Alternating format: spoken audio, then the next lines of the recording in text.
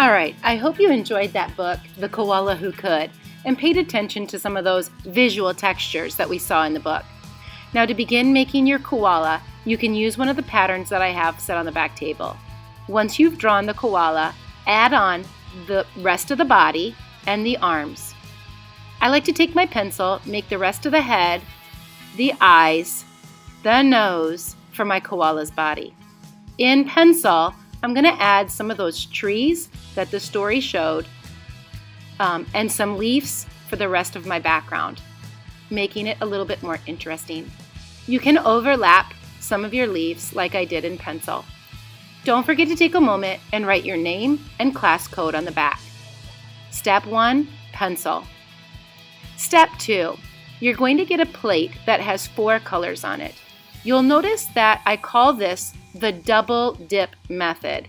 Notice that I'm not mixing up my gray onto the plate. I'm not taking all of my white and my black together, but instead loading it up with white, dipping it into the black so that I have white and black both on my brush. When I take the white and black both on my brush, the colors are just mixing right onto the paper. This allows you to get different colors of gray into your koala's project. Some areas you might want to make a little bit darker so that you can see the separation from head to ears, or the separated part from body to belly. All of the different parts of your koala can have different colors of gray into this project.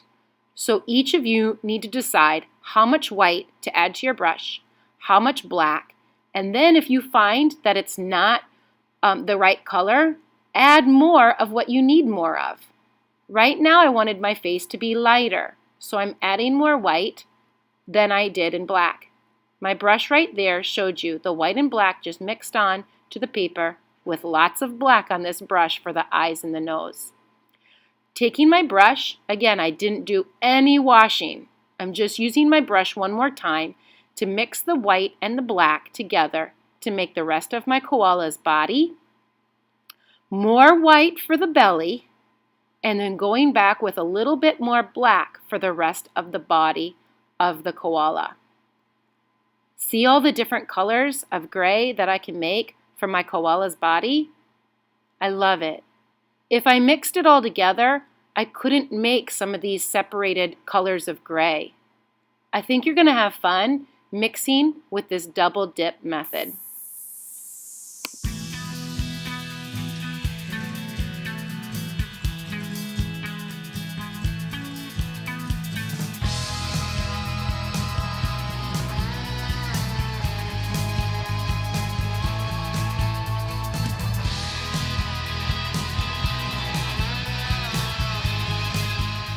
Now that I've got my koala done, wash and clean your brush before you dip it into a new color.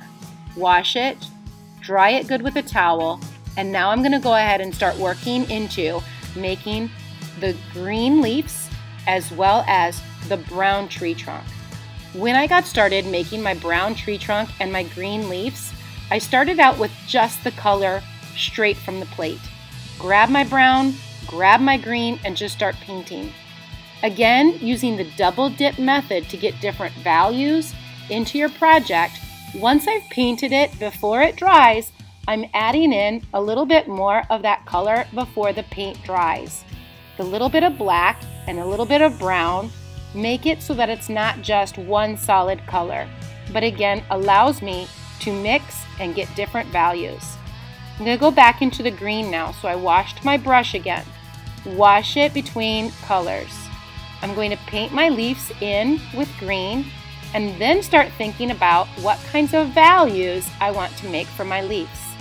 Start with a solid color, add on your white and your black so that your leaves are no longer just a solid color, but instead it's starting to mix together to make new and interesting values into your leaves.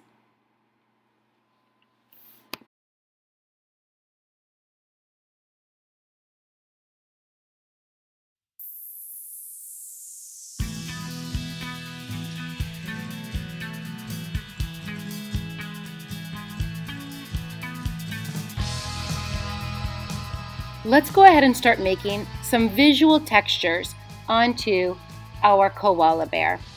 Once you get your project that it's dry, I'm just taking my white oil pastels, my black oil pastels, and thinking about how does the koala feel if you could touch it.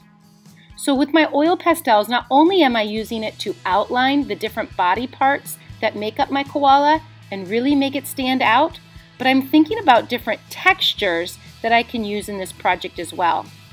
So outlining with black oil pastel and adding visual texture. I think in my head, how does the tree feel? Well, if it's bark, it should be rough. How does the koala feel? Well, probably pretty soft. So I'm trying to make those visual texture marks using using blacks, whites, and my brown to give a visual texture onto my koala. This project was really fun. Let's take a moment to review.